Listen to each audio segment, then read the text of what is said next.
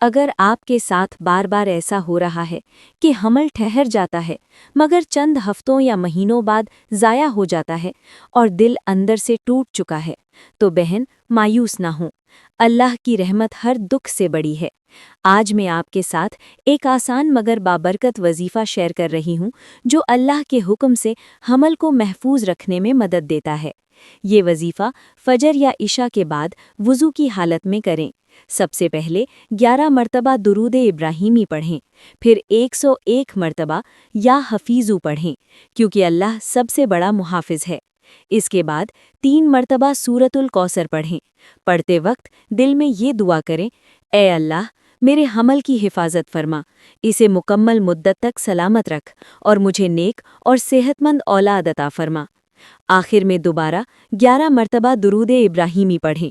اس وظیفے کو 40 دن تک بلا ناغہ کریں اور ساتھ ساتھ اللہ پر مکمل بھروسہ رکھیں۔ انشاءاللہ اللہ تعالیٰ آپ کے دکھ کو خوشی میں بدل دے گا۔ اگر آپ چاہتی ہیں کہ ایسے ہی مزید روحانی وظائف آپ تک پہنچتے رہیں تو ہمارا پیج وظیفہ رحمت ضرور فالو کریں اور اس ویڈیو کو دعا کی نیت سے محفوظ کریں۔